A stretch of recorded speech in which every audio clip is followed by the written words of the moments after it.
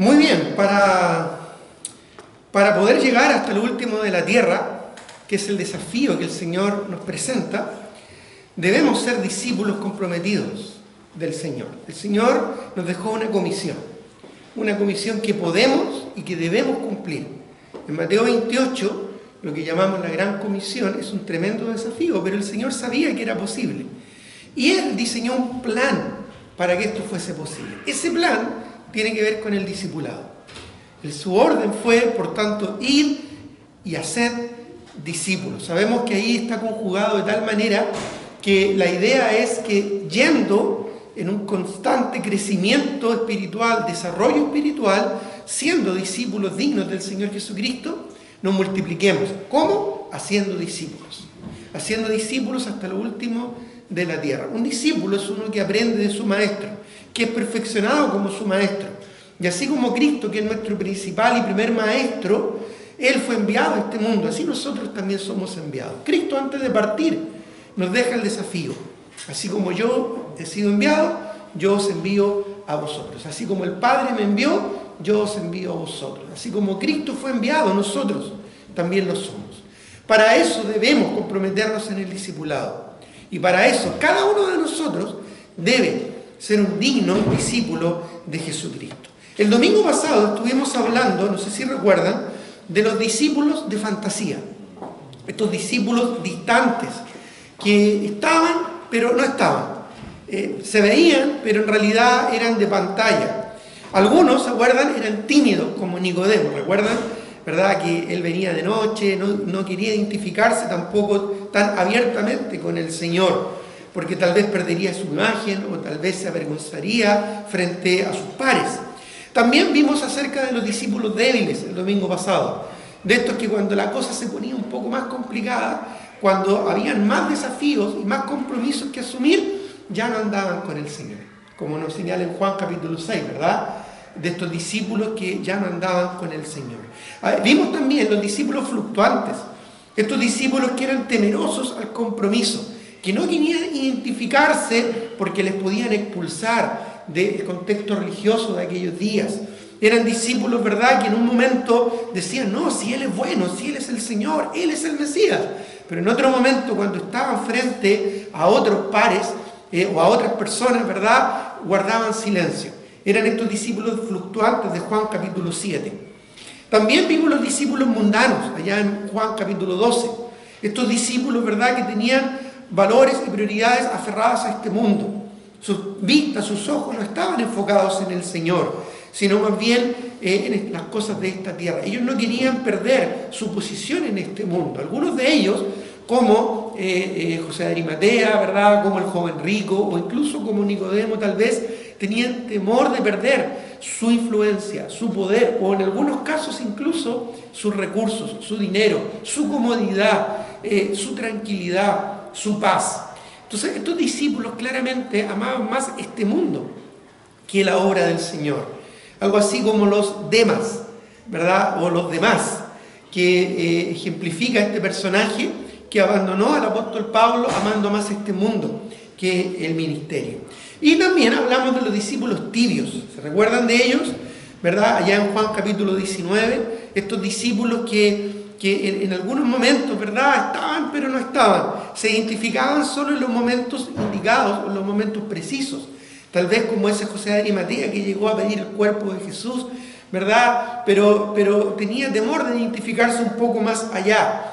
O como otros personajes también relevantes que vemos en la Escritura, pero que no fueron compromisos, no tuvieron un compromiso completo, absoluto y público frente al Señor, ¿ya? Y por lo tanto se identificaban o buscaban influir hacia las cosas de Dios, pero de manera más solapada, ¿ya? De manera más cauta, ¿verdad?, para no perder quizás su influencia o algún tipo, ¿verdad?, de fama que pudieran en ese momento tener. Bueno, estos discípulos tímidos, débiles, fluctuantes, mundanos y tibios no son el tipo de discípulo que Dios quiere que se fructifique y se multiplique. Porque Dios no quiere que esto se multiplique, no quiere que se extienda, ¿ya? ¿Se acuerdan cuando Gedeón estaba por enfrentar al ejército, ¿verdad?, de los sirios? El Señor le dice, no, son muchos. Así es que dile a los temerosos, a los medrosos de corazón, a los débiles, que se aparten, para que no, ¿verdad?, infecten con esa actitud al resto del ejército. Bueno, el Señor necesita discípulos valientes, dedicados, reales, que estén comprometidos con el Señor para llevar a cabo la gran comisión. Así que de eso vamos a hablar en esta oportunidad, acerca de los discípulos reales, los discípulos cercanos, aquellos que realmente están comprometidos con el Señor, haciendo un contraste con estos otros discípulos, ¿verdad?, que el domingo pasado estuvimos considerando. En primer lugar, vamos a hablar de un discípulo sacrificado.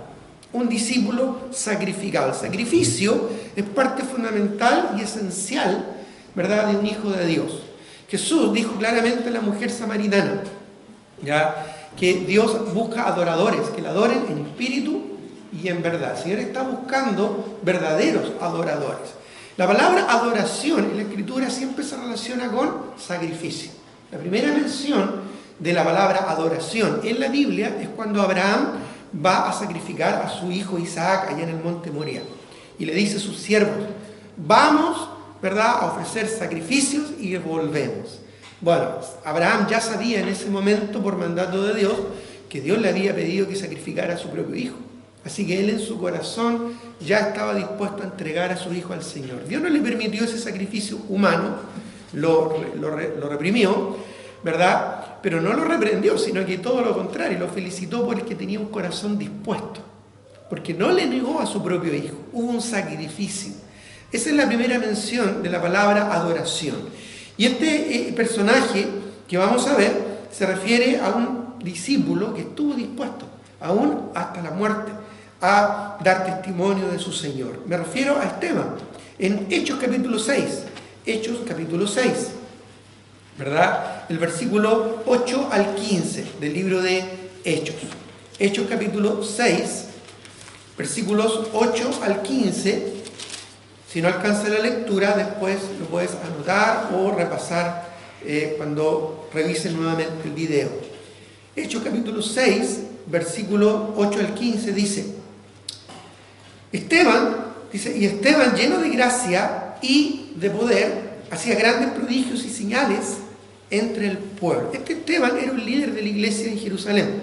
De hecho, había sido escogido como diácono, como un servidor, para ayudar a la distribución de los dineros y de la ayuda, ¿verdad?, que se daba a las viudas en aquellos días en la iglesia. Dice el versículo 9, entonces se levantaron unos de la sinagoga llamada de los libertos y de la de Cirene, de Alejandría, de Cilicia y de Asia, disputando con Esteban, los religiosos, ¿verdad?, oponiéndose al mensaje del evangelio, los religiosos de aquella época. Pero no podían resistir a la sabiduría y al espíritu con que hablaba. Esteban, seguramente lleno del espíritu, predicaba y enseñaba la escritura. Entonces sobornaron a unos para que dijesen que le habían oído hablar palabras blasfemas contra Moisés y contra Dios, y soliviantaron al pueblo, dice, a los ancianos y a los escribas, y arremetiendo, dice, lo arrebataron a Esteban y le trajeron al concilio. Esa palabra arrebataron realmente significa tomar con fuerza, ¿verdad? Lo tomaron con fuerza, lo raptaron literalmente para llevarlo al concilio. Y pusieron, dice el versículo 13, testigos falsos que decían, este hombre no cesa de hablar palabras blasfemas contra este lugar santo, refiriéndose al templo, y contra la ley. Bueno, pues le hemos oído decir que este Jesús de Nazaret destruirá este lugar y cambiará las costumbres que nos dio Moisés. En realidad sabemos que Cristo vino a cumplir la ley, ¿ya? Y al cumplir la ley, esta de por sí quedó caduca en Cristo. Porque Cristo, ¿verdad? Él al cumplir la ley hizo nulo el mandamiento anterior. Pero no es que lo vino a destruir, ¿ya? Pero así lo interpretaron o lo entendieron, o lo más bien lo distorsionaron estos judíos de aquella época. Dice el versículo 15, entonces todos los que estaban sentados en el concilio, al fijar los ojos en él, vieron su rostro como el rostro de un ángel. Interesante, ¿verdad? Que él estaba dando testimonio, estaba haciendo lo que tenía que hacer, no estaba avergonzándose, ¿verdad? No estaba apartándose, no estaba tratando de solucionar el problema, sino más bien de ser fiel al mandato que Dios le había encomendado. Luego en el capítulo 7 vemos el resultado de esto. Dice, el sumo sacerdote dijo entonces, esto es así, y él dijo, varones hermanos y padres, oíd. El Dios de la gloria apareció a nuestro padre Abraham estando en Mesopotamia antes que morase en Harán. Y ahí luego comienza un discurso, ya un mensaje evangelístico, desde Abraham, ¿no es cierto?, hasta Cristo, mostrando y demostrando a través de las Escrituras, citando las Escrituras y las historias de las Escrituras, para señalar que Jesucristo es el Señor, el Mesías prometido, y que ellos lo habían crucificado, que ellos lo habían matado. Y luego, si saltamos al versículo 51, esto no cayó bien a los líderes religiosos. Dice el versículo 51 en adelante, más adelante, ¿verdad? Después tú puedes leer este mensaje tan elocuente y tremendo que Esteban predicó. Dice, duros de cerviz, dice aquí Esteban a estos líderes, duros de cerviz, es decir, porfiados, cabezas duras sería el término más coloquial, ¿verdad?, actual usado, cabezas duras. Dice, e incircuncisos de corazón. Esto era lo peor que tú le podías decir a un judío de aquella época. Ellos se jactaban de que eran la raza, ¿verdad?, que practicaba la circuncisión como una señal de su compromiso, de su dependencia y de su identificación con el Dios único y verdadero. Si tú le decías algo como esto le dolía. Ya, incircuncisos de corazón y de oídos. Ya, esto era literalmente como decirle que eran hipócritas. Era como decirle, ustedes son circuncidados físicamente, pero espiritualmente, en el corazón, son unos incircuncisos, son unos paganos. Ya, es como decirle a una persona religiosa que es un idólatra o un pagano. Bueno, dice, vosotros resistís siempre al Espíritu Santo, como vuestros padres, así también vosotros. ¿A cuál de los profetas no persiguieron vuestros padres y mataron a los que anunciaron de antemano la venida del justo, de quien vosotros ahora habéis sido entregadores y matadores? O sea, los trata de hipócritas, los trata de asesinos. Claramente, Esteban, ¿verdad?, está hablando de manera muy valiente y muy temeraria, ¿verdad? Incluso les dice, ustedes recibieron la ley en el versículo 53 por disposición de ángeles y no la guardasteis. Todas estas cosas hicieron enfurecer, dice el versículo 54. Oyendo estas cosas se enfurecían en sus corazones y crujían los dientes contra él. Pero Esteban, lleno del Espíritu Santo, puestos los ojos en el cielo, vio la gloria de Dios y Jesús que estaba a la diestra de Dios. Y dijo, he aquí veo los cielos abiertos y al Hijo del Hombre que está a la diestra de Dios. Ya eso como para rematar, ¿verdad?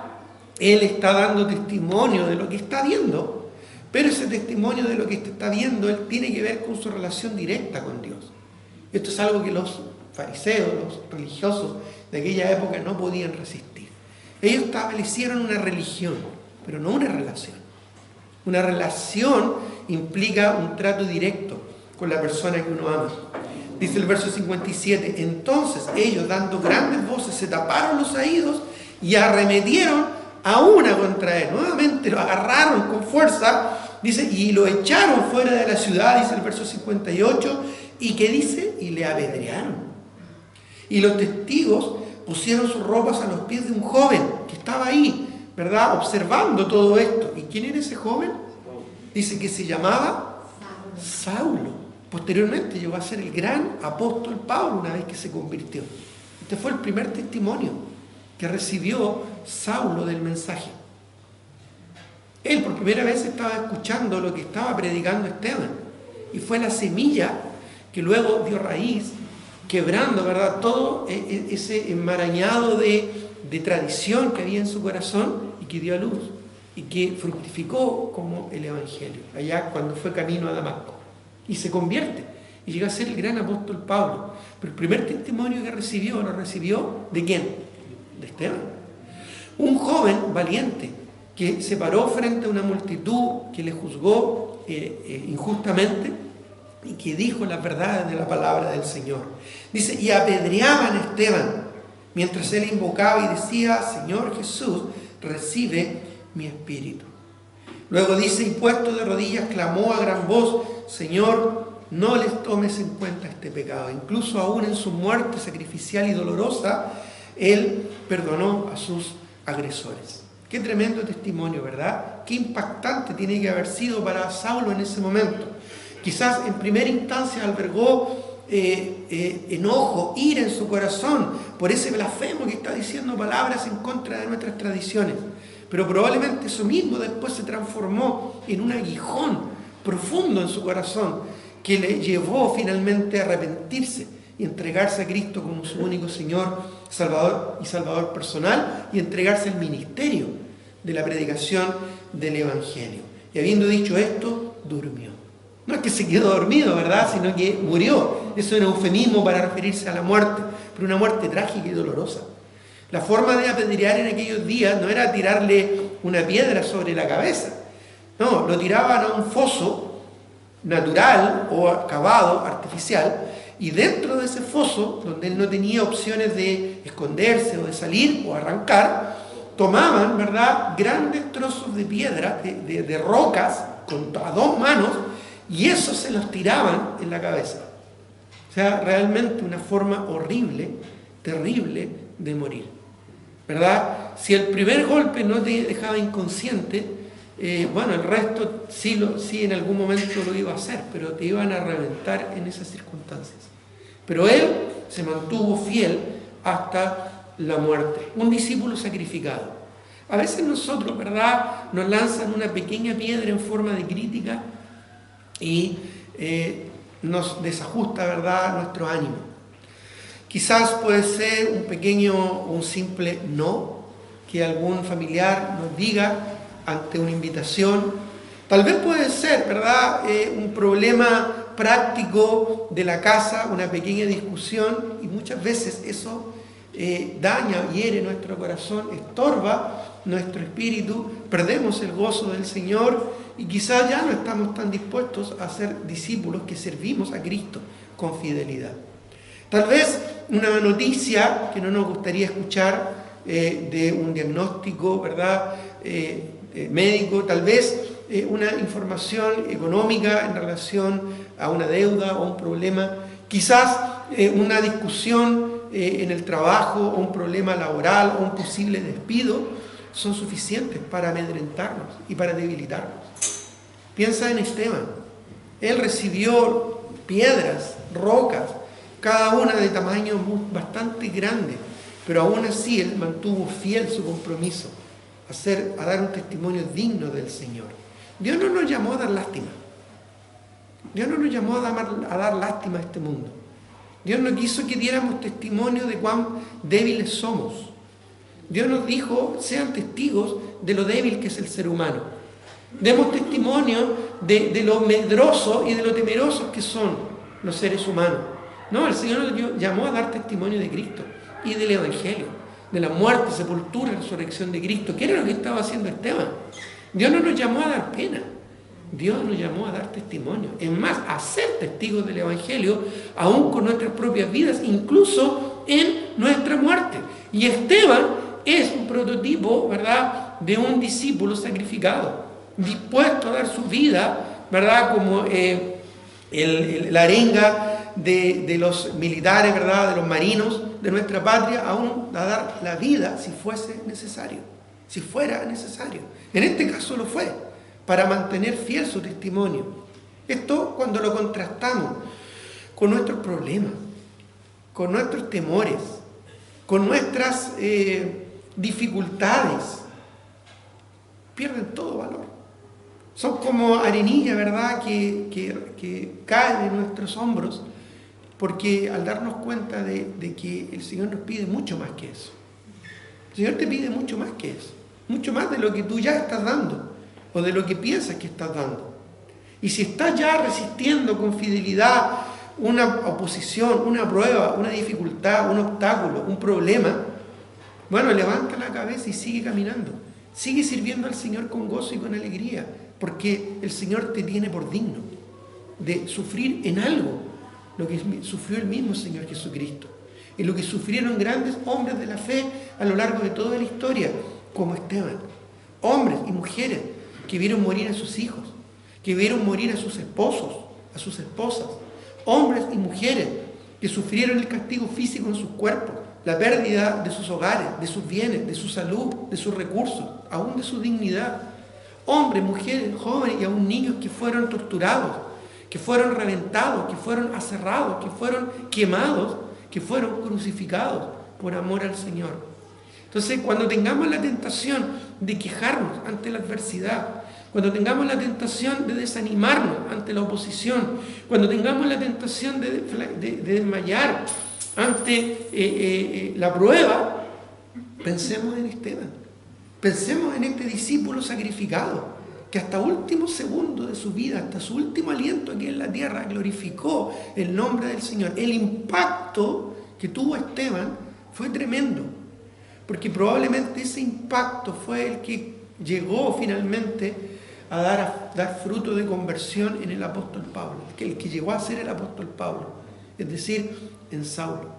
No en vano, la palabra de Dios inspirada, plenamente inspirada e inerrante en sus manuscritos originales, destaca o menciona que esta persona que estaba guardando la ropa de aquellos que estaban asesinando a Esteban era Saulo, que después en el mismo libro de Hechos le relata, ¿no es cierto?, como luego Saulo que se convierte y luego como el gran apóstol Pablo. En el mismo libro, allá de Hechos, comienza como un observador de una injusticia, de un testimonio increíble, y luego cómo concluye en el libro de los Hechos, como el gran apóstol Pablo, que llegó hasta lo último de la tierra. ¿Te das cuenta el poder que tiene el testimonio y el impacto de tu vida? Así que no te quejes, yérguete como un discípulo honroso, digno del Señor. Levanta tu frente y ves los problemas, ¿verdad?, con cierto desdén, porque más es el que está en ti que el que está en el mundo. Mira tus dificultades y tus problemas económicos, laborales, de salud, míralos con desprecio, porque Cristo despreció el sufrimiento por amor a tu salvación. Porque tú tienes algo más grande que este mundo te puede dar, y porque este paso temporal en esta tierra es solo eso, algo pasajero y temporal. Un discípulo sacrificado. Qué contraste, ¿verdad?, con los discípulos tímidos, débiles, fluctuantes, mundanos y tibios que vimos el domingo pasado. Qué contraste con aquellos discípulos, ¿verdad?, que se escondían detrás de la oscuridad o se escondían detrás, ¿verdad?, del anonimato. Bueno, Esteban es un tremendo discípulo. En segundo lugar, tenemos otro discípulo, o más bien discípulos, ¿verdad?, firmes y de convicciones. Hechos capítulo 4. Estamos ahí mismo en el libro de Hechos. ¿Te fijaste que muchos de los discípulos de fantasía que vimos el domingo pasado los encontramos en el Evangelio de Juan? Juan como que tuvo este ojo, ¿verdad?, clínico para descifrar quiénes realmente eran siervos del Señor y verdaderos discípulos de Cristo, y señalar a aquellos que no lo eran, que no tenían un compromiso tan fiel y tan serio en la obra del Señor. Pero aquí vemos en el libro de Hechos, que lo escribió Lucas, ya también, ¿verdad?, con un ojo muy específico, ya muy técnico, y tal vez Lucas, como un buen historiador, como un médico, ¿verdad?, más analítico, él pudo también discernir algunos de estos discípulos que fueron realmente comprometidos con el Señor. Y de partida menciona a dos que vamos a conocer como discípulos de convicciones. El primero, Esteban, era un discípulo sacrificado. Estos discípulos son discípulos de convicciones. ¿Qué falta nos hace hoy en día las convicciones? El tener convicciones claras y definidas. Cosas por las que estoy dispuesto a morir o incluso a ser menospreciado o criticado. En Hechos capítulo 4, si lo tienen ahí, versículo 18 al 20, dice, Hechos 4, 18 al 20, dice así la palabra del Señor. Y llamándoles, esto es, ¿verdad?, a Pedro y a Juan, llamándoles, les intimaron que en ninguna manera hablasen ni enseñasen en el nombre de Jesús. Dice en los versículos anteriores que les amenazaron, ¿verdad? Dice en los versículos anteriores que los líderes religiosos prendieron a Pedro y a Juan amenazándoles para que no predicasen el Evangelio. Dice, por ejemplo, en el capítulo 4, ya dice que el versículo 2 dice que estos líderes religiosos estaban resentidos de que se enseñasen al pueblo y anunciasen en Jesús la resurrección de los muertos. Y en el versículo 3 dice, y le echaron mano y los pusieron en la cárcel hasta el día siguiente, porque ya era tarde. Y ahí luego les interrogan a Pedro y a Juan.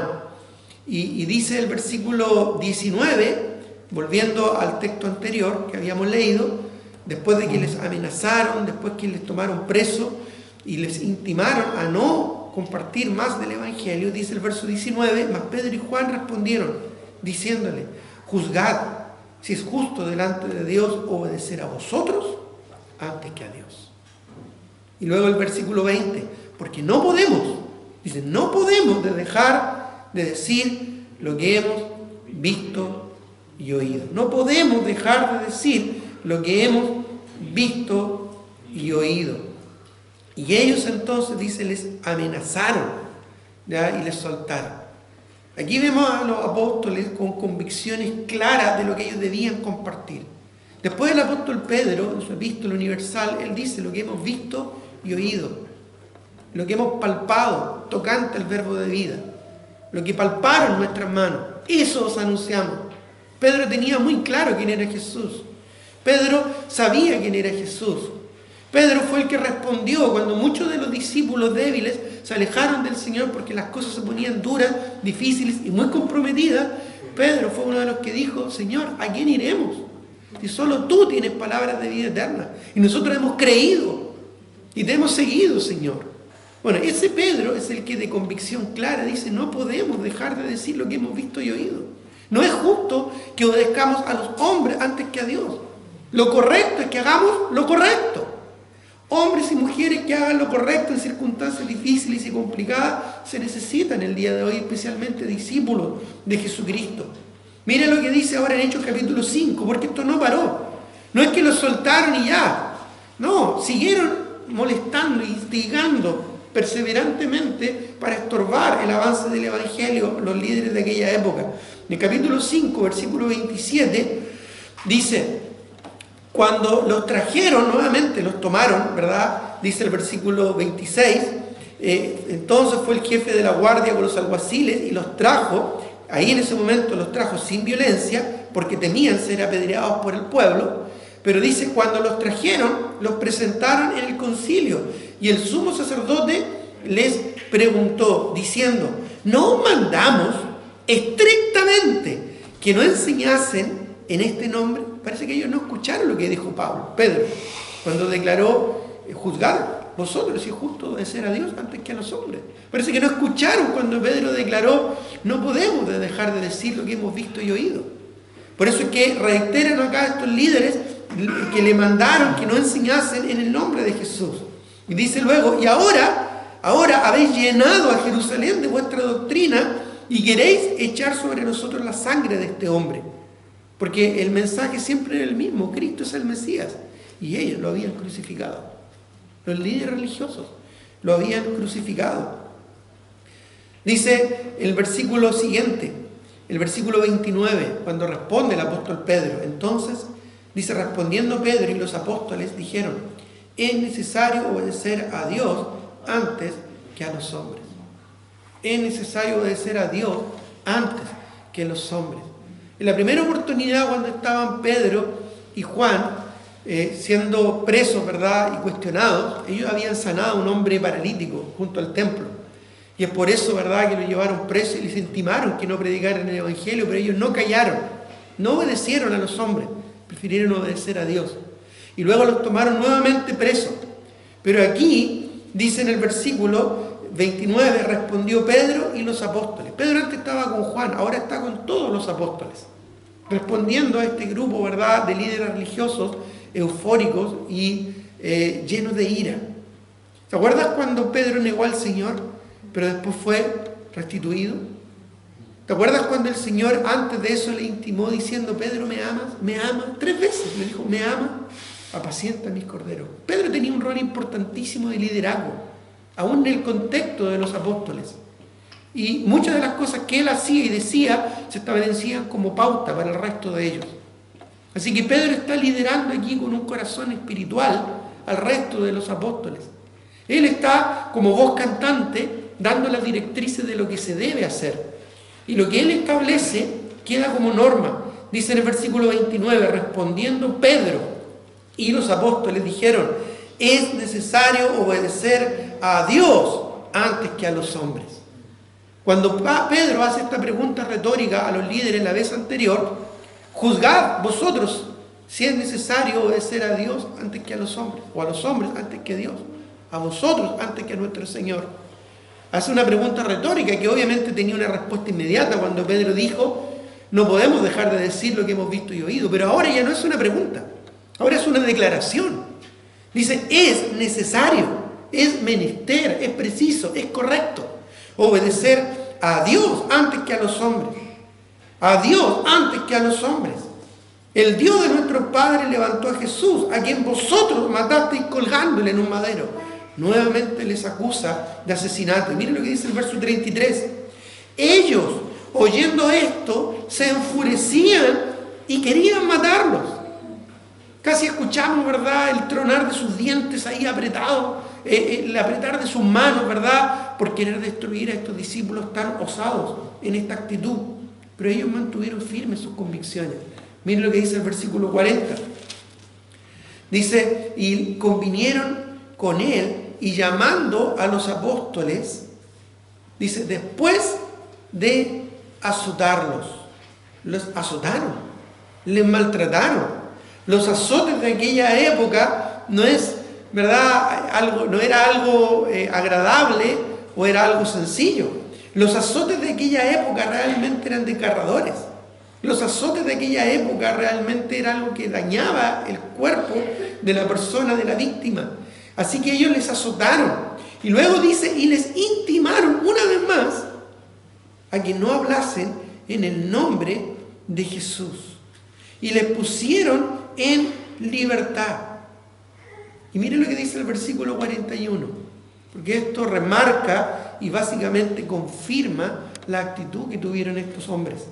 Dice, y ellos salieron de la presencia del concilio, este concilio que les había maltratado, que les había juzgado, que les había azotado, que los había, ¿verdad?, obligado, dice, gozosos de haber sido tenidos por dignos de padecer afrenta por causa del nombre.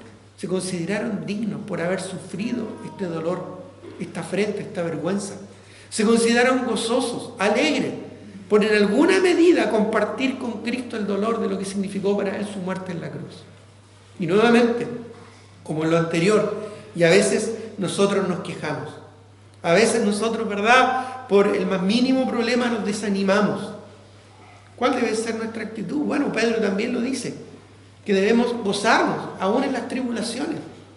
No os sorprendáis del fuego de prueba que os ha sobrevenido sobre vosotros, dice la palabra del Señor.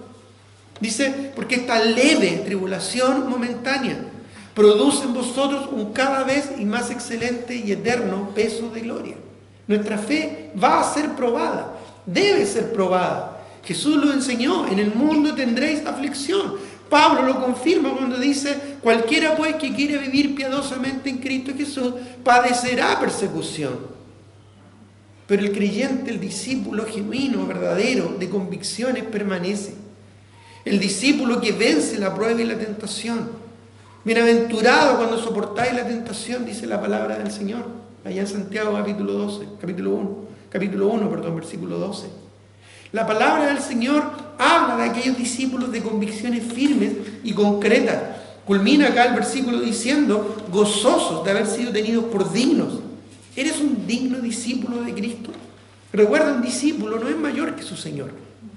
Aún si fuese perfeccionado, y ahí está, ¿verdad?, la cláusula del contrato. Aún si fuese perfeccionado, ¿qué dice? Será como su maestro. En este momento ellos estaban siendo como su maestro, aún en el dolor, aún en el sufrimiento, aún en la injusticia. Y por eso dice el versículo 42, y todos los días en el templo y por las casas no cesaban de enseñar y de predicar a Jesucristo. Esto les motivó a seguir adelante, predicando el Evangelio y compartiendo la palabra del Señor. Discípulos de convicciones. Discípulos de convicciones. A veces nosotros decimos, no, mi convicción es esto en términos políticos. Mi convicción es esto en términos familiares o laborales. No, yo tengo esta convicción. Y nos llenamos la boca de muchas convicciones que no valen la pena. Porque son cosas pasajeras, temporales y muchas veces son preferencias personales. Pero el ser un discípulo digno de Cristo es algo que vale la pena. Es algo por lo que vale la pena vivir y también es algo por lo que vale la pena morir. Ser un discípulo de Cristo implica un compromiso serio con el Señor, con su palabra, con su iglesia, con su obra. No es fácil, no es cómodo, no es agradable, no tiene por qué acomodarse a tu horario, a tu tiempo, a tu posibilidad, a tus gustos. El ser discípulo de Cristo implica un compromiso sacrificial y de convicción. ¿Estás dispuesto a ser un verdadero, un real y cercano discípulo de Cristo? ¿O solo quieres seguir siendo un discípulo de fantasía? Un discípulo lejano y distante. En tercer lugar, tenemos también a otro discípulo. Uno que sabe dónde estar, a quién seguir y a quién dedicar su vida. Y ya lo mencionamos anteriormente, pero vale la pena volverlo a hacer y mencionarlo de una manera específica y única. Juan, capítulo 6, versículo 68. ¿Te acuerdas de Pedro? Cuando muchos de los discípulos se alejaron del Señor porque las palabras que él enseñaba eran duras, allá en Juan 6, 66, que dice, desde entonces muchos de sus discípulos volvieron atrás y ya no andaban con él. Esto lo compartimos, lo predicamos hace 3 domingos atrás. Pero luego el Señor, mirando al resto de sus discípulos, les pone a prueba y les dice, en el versículo 67 de Juan capítulo 6, dijo entonces Jesús a los 12, ¿queréis acaso iros también vosotros? Les abre la puerta para que ellos también aprovechen el momento de dejar de lado el discipulado. Les abre la puerta y les dice, el discipulado no es algo impuesto. El discipulado no es algo que sea una obligación. El discipulado ni siquiera es un derecho que tú ganas por ser un hijo de Dios. El discipulado se ofrece, el discipulado es voluntario y el discipulado es un privilegio. Si tú lo tomas, si tú perseveras, si tú sigues, es una bendición. Y si no, nadie te va a obligar a seguirlo. No tenemos por qué, ¿verdad?, presionar a las personas o obligar a las personas a que avancen en su discipulado. Es voluntario. Seguir a Cristo de manera real es voluntario. Se requiere un corazón dispuesto. Mucha gente se acercaba al Señor diciéndole, Señor, yo te seguiré hasta el último de la tierra. Ya le dijo el Señor, pero los aves del cielo tienen sus nidos, las bestias del campo tienen sus madrigueras, pero el Hijo del Hombre no tiene donde recostar la cabeza. Así que si tú me quieres seguir, bien, pero no va a ser cómodo, no va a ser fácil. No tiene por qué ser a tu gusto. Señor, déjame que entierre a mi padre, a mi madre, y ahí te sigo. No, deja que los muertos entierren a sus muertos, les dijo el Señor. Y tú ven y sígueme. Si tú me vas a amar, debes amarme a mí más que a tu papá, más que a tu mamá, más que tus hermanos, más que tus hijos, más que tu esposa. Eso dijo el Señor allá, ¿verdad? Cuando Él declara que debemos amarle a Él por sobre todas las cosas. Muchos quisieron seguir al Señor. Señor, déjame, mira, voy a probar mi yunta de bueyes, ¿verdad? En esa parábola que dio de las bodas, recién acabo de casarme. No, bueno, si tú no quieres, bien. Si tú quieres seguirme, adelante. Pero tiene un costo. El que quiere venir en pos de mí, níguese a sí mismo, tome su cruz y sígame. Ninguno que ama a padre, madre, hermano, hermana más que a mí, hijo o hija más que a mí, puede ser mi discípulo. Si no entregas todo lo que tienes, no puedes ser mi discípulo. El que pone su mano en el arado y mira hacia atrás, no es digno, no es apto para el reino de los cielos. O sea, el discipulado es un compromiso, pero nadie te va a obligar a esto. Por eso es que el Señor mira a sus apóstoles y les dice, ustedes también se quieren ir. Adelante, las puertas están abiertas. Las puertas están tan abiertas para entrar como para salir. son de este tipo de puertas giratorias, ¿verdad? Tú puedes entrar, pero también tú puedes salir por donde mismo, por donde entraste. Pero hubo un personaje acá, que fue Pedro, que sabía exactamente dónde estar, dónde tenía que estar. Sabía a quién seguir y sabía a quién dedicar su vida. Y este es Pedro. Cuando Jesús mira a sus discípulos y le ofrece esto, ellos podrían haberse sentido ofendidos. Ellos podrían haber dicho, pero Señor, cuestiona mi lealtad. Pero Señor, cuestiona mi dedicación, Señor. Quizás podrían haberse ofendido de lo que el Señor les estaba diciendo, de lo que el Señor Jesucristo les estaba, ¿verdad?, encarando en ese momento. Pero mire lo que responde allá en el versículo 68 el apóstol Pedro. Le respondió Simón Pedro, Señor, ¿a quién iremos? ¿A quién iremos? Dice, tú tienes palabras de vida eterna. Cuando le dice esto, el apóstol Pedro no tenía en su mente y en su corazón ninguna duda que el Señor Jesucristo era quien él debía seguir, que era ahí donde él debía estar y que era a esa persona a la que él le debía dedicar el resto para siempre de toda su vida. Señor implica una humildad, una sumisión. Señor ya está diciéndole, tú tienes el control, tú eres el dueño, tú mandas, Señor. Yo ya no mando, yo ya no tengo el control de mi vida. ¿Cuántas veces nosotros, verdad, una y otra vez le tenemos que pedir al Señor por tener nosotros, verdad, el control de las cosas, o querer tener el control de las cosas, por ser tan arrebatados, tan apresurados? Muchas veces pedimos perdón en vez de pedirle permiso al Señor. Le echamos a perder y después vamos al Señor arrepentidos por la decisión equivocada o errada que tomamos, siendo que podríamos haber ido primero al Señor, humillándonos ante Él para que Él nos oriente y para que Él nos guíe a través de su palabra, a través del consejo de personas sabias dentro de la iglesia. Pero ¿cuántas veces nosotros somos tan porfiados, tan duros de cabeza? Señor, le dice, lo mismo que le dice el apóstol Pablo cuando se convierte. Es Saulo que se convierte en Pablo, ¿verdad? Ya camino a Damasco. Señor, ¿qué quieres que yo haga? El señorío de Cristo es fundamental y es importante, implica entender que Dios, Cristo es el Señor, Él es el dueño. No yo, no es mi tiempo, olvídate de eso. No es mi plata, olvídate de eso. No es mi salud, olvídate, no es mi vida, olvídate de eso. Es el Señor quien tiene el control de todo en mí. Pedro lo sabía muy bien y por eso responde de esa manera. Siempre él tan impulsivo en algunas decisiones, en algunas actitudes, pero en el momento en que había que decir las cosas, las dijo. En el momento que había que estar, estaba. En el momento que tenía que decir algo, lo dijo. En el momento que tenía que dar una declaración, la hace. Una persona que cuando se necesita, está. Una persona que cuando se requiere, se presenta. Una persona que está donde debe estar. Ese era Pedro. Era alguien con quien tú querías ir a la guerra, porque sabías que podías confiarle tu vida. Era alguien confiable. Por eso el Señor lo escogió, aún como el líder dentro de los apóstoles. Por eso es que el Señor puso su fe en él, a pesar de que quizás él no era tan espiritual como podríamos en algún momento pensar o idealizar, ¿verdad? Un verdadero discípulo de Cristo. Pero era la persona que Cristo necesitaba para esta gran empresa que el Señor Jesucristo vino a dejar este mundo, que es la salvación del perdido. Y por eso le dice, Señor, ¿a quién iremos? Tú, Señor, nadie más que tú. Tú tienes palabras de vida eterna. Y habla de la eternidad. Él establece que no es solo aquí, sino en la eternidad. Él ya le pertenece a Él, a su Señor.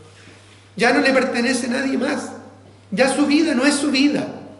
Ahora, todo lo que le queda en esta tierra y todo lo que va a ser en la eternidad le pertenece al Señor. Y luego incluso añade al resto de sus compañeros. Probablemente, y me imagino la escena, ya cuando Cristo, mirando a la multitud, diciendo estas palabras duras, vio que mucha gente se iba, Cristo se vuelca, ¿verdad?, hacia sus discípulos y les dice, ¿y ustedes también se quieren ir? Y ya imagino a Pedro diciendo estas palabras, y miren lo que dice el versículo 69. Ya imagino ahora a Pedro mirando al resto de los apóstoles, a Juan, ¿no es cierto?, a Judas, a Jacob, mirándolo, ¿verdad?, a los ojos, diciendo, y nosotros los que estamos acá, Señor, los que estamos más cerquita tuyo, aquellos que no nos hemos ido. Después de que se aventó el trigo y se fue la paja, quedando el grano, después que los demás nos desampararon, después que los demás se fueron, después que ya quedó la crème de la crème, ¿verdad?, quedó la nata, después que quedó realmente el trigo, ahí mirándose el uno al otro, Pedro dice, y nosotros hemos creído, te hemos creído a ti, Señor, y conocemos, esto es muy importante, porque ese conocemos implica un entendimiento cercano, íntimo.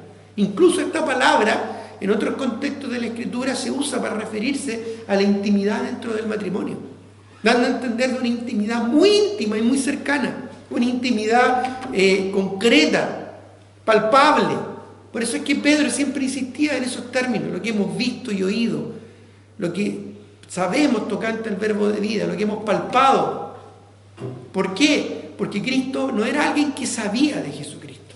Hay muchos cristianos hoy en día que saben de la Biblia, saben de Cristo, saben del discipulado.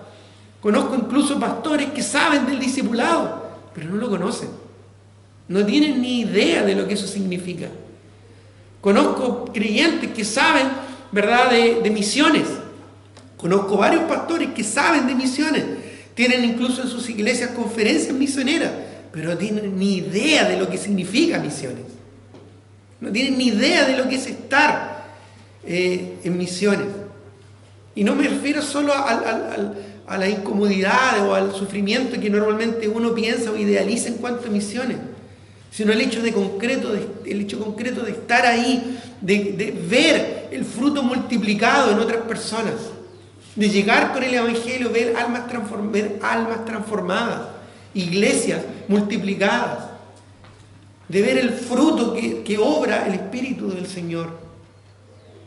Por eso dice, nosotros hemos creído y conocemos, sabemos, es decir, por la práctica hemos vivido contigo, Señor, y sabemos, nadie nos puede arrebatar eso, sabemos, conocemos que tú eres el Cristo, el Hijo del Dios viviente, el Hijo del Dios viviente.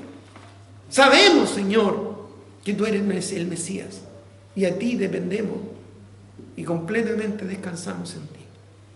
Qué maravilloso, ¿verdad? ¿Cómo crees que estaban los corazones de los discípulos en ese momento? ¿Cómo crees que estaban esos corazones? De Pedro, de Juan, de Jacob. ¿Cómo crees tú que en ese momento, con esta tremenda declaración, estaban los discípulos de los apóstoles? ¿Cómo te imaginas tú? ¿Cómo estarías tú en un contexto así? Amén, ¿no es cierto? Gloria al Señor. Sí, Pedro, estamos con el Señor, creemos en Él, conocemos a Cristo. Solo Él tiene palabras de vida eterna. No podemos estar en ningún otro lugar sino acá. Qué tremendo, ¿verdad? Uno se siente tremendo. Pero ¿sabe lo que hizo el Señor después? ¿Sabe lo que el Señor hizo? Tomó un alfiler, ¡pum!, y le rompió el globo. Porque el ser un discípulo no tiene que ver solamente con lo emocional. Tiene que ver con convicciones del corazón. Seguramente el Señor miró a esos discípulos, ¿verdad?, que estaban eufóricos. Amén, gloria al Señor, ¿verdad? Aleluya, y vamos, Señor, y contigo hasta la muerte. Y miren lo que dice el versículo 70. Jesús les respondió: ¿no os he escogido yo a vosotros los 12? Sí, Señor. ¿Y uno de vosotros es diablo? ¡Wow! Les bajó el avión. Esto no fue un aterrizaje, ni siquiera un aterrizaje forzoso. Esto fue que lo estrelló en el suelo. Hablaba de Judas Iscariote, por supuesto, el hijo de Simón, porque este era el que le iba a entregar y era uno de los 12. Pero ellos no sabían en ese momento quién era. Después, incluso en otra escena, se preguntaban: ¿quién es? Así que no sabían. Así que después de este momento de tanta euforia emocional, el Señor, ¿verdad?, los desinfla y nuevamente se quedan mirando. Uno de nosotros le va a entregar. Uno de nosotros, ¿verdad?, se va a ir. ¿Quién será? ¿Quién será? Hagamos un ejercicio práctico. Mira a tu alrededor. Mira a tu alrededor. Mira al hermano que está a tu izquierda, a la derecha, adelante. Mira para atrás. Los que están más adelante, miren para atrás. Los que están atrás, miren hacia adelante. ¿Ya? Mira a otros rostros. En 1 año más, en 2 años más, en 5 años más, esa persona que tú acabas de mirar, ¿estará ahí? ¿Va a estar? ¿Vas a estar? Tú fuiste mirado también. ¿Tú vas a estar? ¿Vas a perseverar en los caminos del Señor? ¿O vas a ser como los demás? O los demás que nos desampararon, que ya no están. Mírate al espejo volviendo a casa y pregúntate, ¿yo voy a estar en unos 5 años más sirviendo al Señor? ¿Y en qué voy a estar? Quizás dando vueltas en lo mismo o avanzando en mi vida espiritual. El Señor les dio aquí una lección tremenda. Tremenda. El compromiso de seguir a Cristo, dedicar su vida a Cristo y estar con Cristo no es fácil, hermano. Hermana, no es fácil. A través de los años, en todas las iglesias pasa exactamente lo mismo. Muchos están y después ya no están. Como dice el Señor, ¿verdad?, en su palabra. Estaban con nosotros, pero no eran de nosotros. Si hubieran sido de nosotros, habrían permanecido con nosotros. Esto ocurre en todos lados. Incluso pasó con el mismo Señor Jesucristo. Judas y muchos de sus discípulos que ya no andaban con él. Incluso la iglesia primitiva. Allá en Hechos, ¿verdad?, capítulo 2, había más de... Bueno, en el capítulo 1 menciona que había más de 120 reunidos. Pero en 1 Corintios 15, que se escribió después, ahí Pablo, ¿verdad?, declara de que cuando Cristo resucitó y se presentó a sus discípulos, en una oportunidad había más de 500 discípulos reunidos al mismo tiempo. Bueno, ¿y dónde estaban esos 500 discípulos?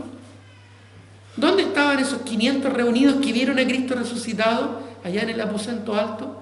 Cuando los verdaderos discípulos perseveraban en la oración y en los ruegos, estaban ahí en el aposento alto con María, la madre de Jesús, y con el resto de los apóstoles perseverando en oración. ¿Dónde estaba el resto? No estaba. Quizás estaba con sus familiares, quizás estaba en sus trabajos, quizás estaba en sus problemas personales, familiares, laborales, económicos, de salud. Quizás estaban ocupados en otras cosas. Pero solamente 120 en número estaban ahí reunidos. Eso siempre ha sido así y siempre va a ser así hasta la venida del Señor. Porque recuerda que no todos van a poder ser discípulos de Cristo. O algunos simplemente van a ser discípulos de fantasía. Lejanos, débiles, tímidos, fluctuantes, mundanos o tibios, como los de la Odisea, que no eran ni fríos ni calientes. Bueno, esa es la realidad de muchas iglesias hoy en día. Pero en el caso tuyo, ¿tú realmente quieres seguir y dedicar tu vida a Cristo como Pedro? Bueno, en cuarto lugar, también tenemos el discípulo que es fiel y confiable. Mateo 25, 14. Mateo capítulo 25. Y esta es una parábola que dio el Señor, refiriéndose a un siervo fiel. Bueno, habla aquí de 3 siervos, pero en particular quiero destacar el siervo fiel de Mateo 25, 14. El siervo fiel de Mateo 25, 14. Cuando el Señor se va, ¿verdad?, habla del reino de los cielos, en el versículo 14 de Mateo 25, como un hombre que se va lejos, ¿verdad?, y llama a sus siervos y le entregó sus bienes para que lo administraran. Uno, ¿verdad?, lo esconde, otro lo negocia y otro también. Y en el versículo 14 de Mateo 25 vemos esta historia. Dice, porque el reino de los cielos es como un hombre que yéndose lejos llamó a sus siervos y le entregó sus bienes. Dice el 15, a uno dio 5 talentos, a otro dio 2 y a otro dio 1, cada uno conforme a su capacidad. Ya, porque Dios nos da también conforme a nuestra capacidad. Y se fue lejos. Se fue lejos. El Señor no nos va a poner algo más grande que no podamos nosotros llevar. Ni siquiera una tentación, una prueba, como dice 2 Corintios 10. Una prueba más allá que podamos resistir. Tampoco nos va a poner una responsabilidad más allá que no podamos cumplir. Pero miren lo que dice el versículo 19 en adelante. Dice, después de mucho tiempo, vino el Señor de aquellos siervos y arregló cuentas con ellos. Ya lo llamó a terreno. Hagamos cuentas. Y llegando el que había recibido 5 talentos, trajo otros 5 talentos, diciendo, Señor, 5 talentos me entregaste, aquí tienes, he ganado otros 5 talentos sobre ellos. ¡Wow! Tremendo, ¿verdad? ¿Qué hizo con los bienes que recibió? Los multiplicó. Los multiplicó. Tomó esto, ¿verdad? Lo invirtió y lo multiplicó.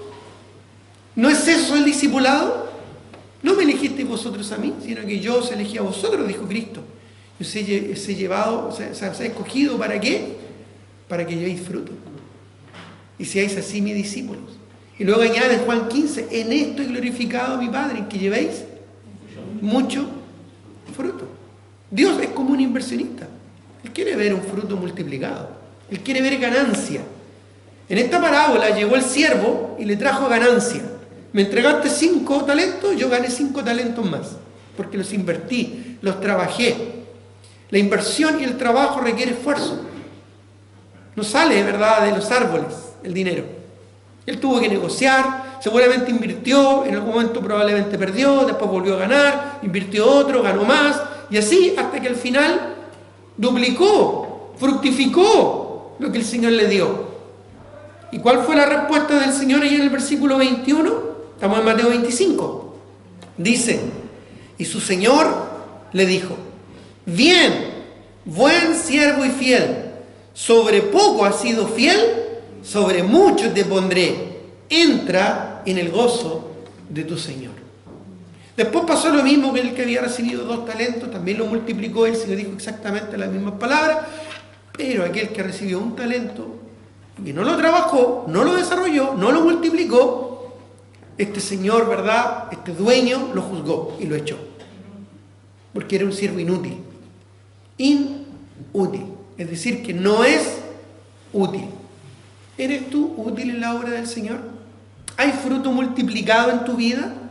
¿Tú te estás multiplicando y fructificando en otros?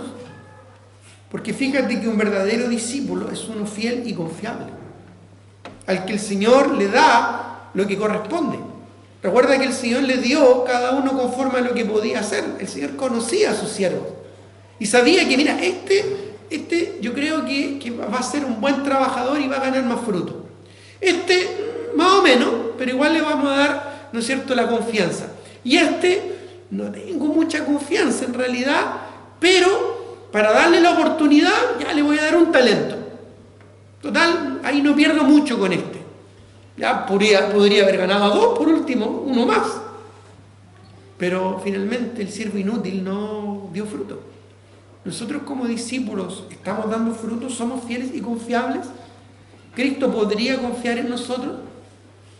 ¿Cristo podría decir, ¿verdad?, que quiere usarnos para su obra?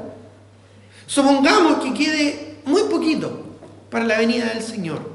Ya quedan muy pocas etnias a las que llegar con el Evangelio. Y Cristo, sabiendo esto, decide venir a esta tierra y llegar aquí a esta iglesia y entrar por ahí, por esa puerta, ¿verdad? Ahí hermano Juan le va a saludar, Juan Pablo, ¿no es cierto?, le va a saludar, va a entrar y se va a parar ahí, todos en silencio, ¿verdad?, mirando al Señor Jesucristo, y Él dice, queda el último esfuerzo. Te necesito a ti y a ti. ¿A quién escogería el Señor? Analiza tu vida. ¿Es una vida que vale la pena para servir al Señor? ¿Es una vida que es digna del servicio del Señor? ¿Es una vida que está dando fruto para la gloria del Señor? ¿Estás creciendo en tu vida espiritual? ¿Estás avanzando en tu vida cristiana? ¿O estás estancado? ¿O estás alejado? ¿O estás en pecado? Bueno, queda lo último. Y el Señor ya vino. Y ya nos dio un mandato. No te hagas el sordo, no te hagas el leso. El Señor quiere usarte, quiere entregarte un talento, 2 talentos, 5 talentos o lo necesario para que tú hagas su obra. Pero tu corazón es un corazón humilde en primer lugar, para que realmente el Señor sea tu Señor. Es un corazón dócil para que el Señor haga los cambios que tenga que hacer en tu vida, sacando, ¿no es cierto?, lo que no debe estar para que lleves más fruto. ¿Recuerdas en Juan? Cuando dice que el Señor es el labrador, ¿no es cierto?, y nosotros somos los pámpanos, Cristo es la vid, y el Señor lo limpiará y lo lavará para que llevemos más fruto. Dios quiere que seamos fructíferos. Dios nos puso en esta tierra con un propósito. No solo para trabajar, no solo para estudiar, no solo para tener una profesión, no solo para ganar dinero, no solo para que en el trabajo nos reconozcan y nos sintamos orgullosos de nosotros mismos y de lo que hemos logrado. No, hermano. El Señor nos llamó y nos puso en esta tierra y nos salvó por su pura gracia para que demos fruto. Para que llevemos el Evangelio hasta lo último de la tierra, para que siendo discípulos seamos testigos del Señor Jesucristo. ¿Somos confiables? ¿Somos fieles? Como este siervo fiel. Bien, buen siervo y fiel.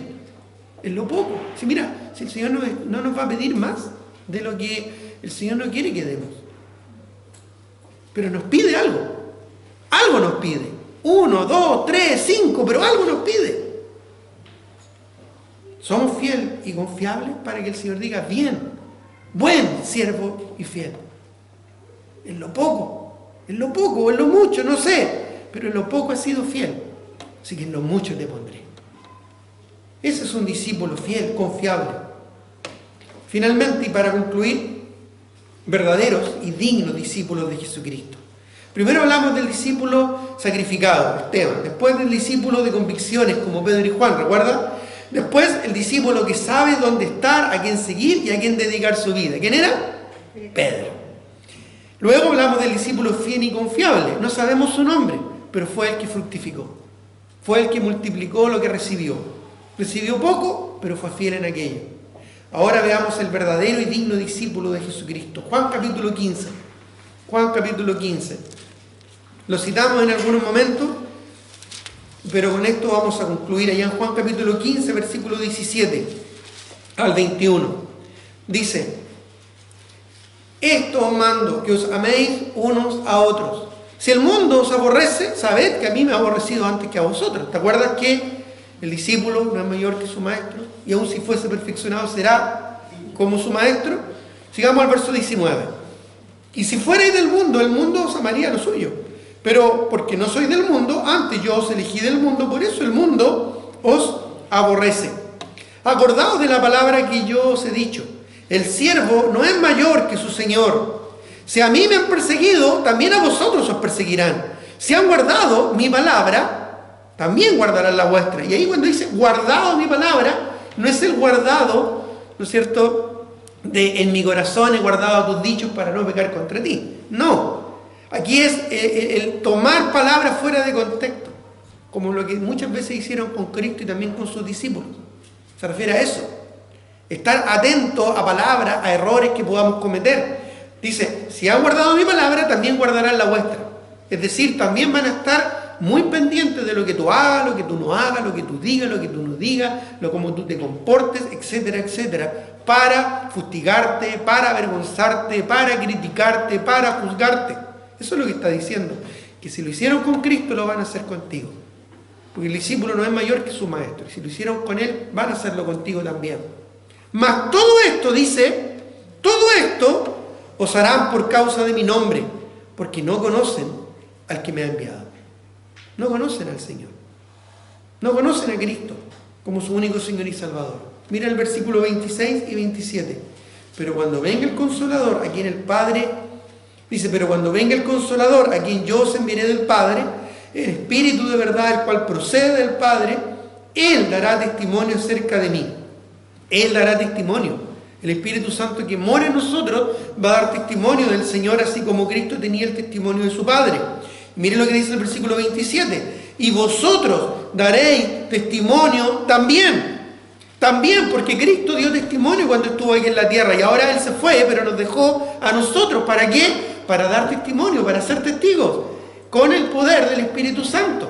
Como dice Hechos capítulo 1, versículo 8, pues recibiréis poder cuando haya venido sobre vosotros el Espíritu Santo, para hacerme testigos. Me seréis testigos en Jerusalén, toda Judea, Samaria y hasta lo último de la tierra. Dice, porque vosotros daréis testimonio de mí, porque habéis estado conmigo desde el principio. Esa última frase, hermano, esa última frase es el discipulado. ¿Te acuerdas de los discípulos débiles que ya no andaban con Él porque era dura la palabra del Señor? Pero aquí está diciendo el Señor, porque ustedes, los que están aquí, los que se quedaron, no los demás, no la paja que se llevó el viento, ustedes, el grano, ustedes que no saben a dónde más ir, ustedes que me conocen, ustedes que entienden que soy el Mesías y que tengo palabras de vida eterna, ustedes que son siervos fieles, sacrificados, de convicciones, ustedes que son confiables y fieles, ustedes están conmigo.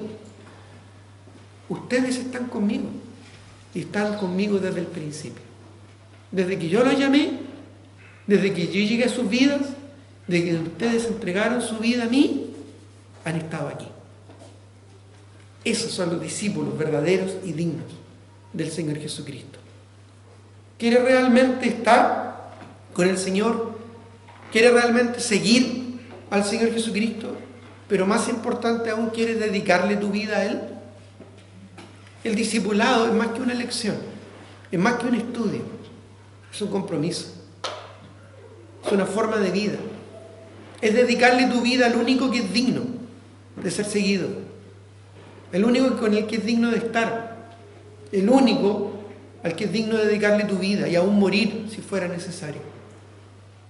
¿Estás dispuesto a ser un discípulo real y cercano del Señor? No de fantasía, no lejano, no distante, sino real. Bueno, eso tiene un costo. Y si estás dispuesto a pagar ese costo, bienvenido. Bienvenido. Vale la pena, porque Cristo lo vale. Va a haber problemas, va a haber dificultades, va a haber dolor, va a haber sufrimiento, va a haber angustia, va a haber quebranto, pesar, pero vale la pena. Solo por amor a Cristo. Tengamos un momento de oración. Señor,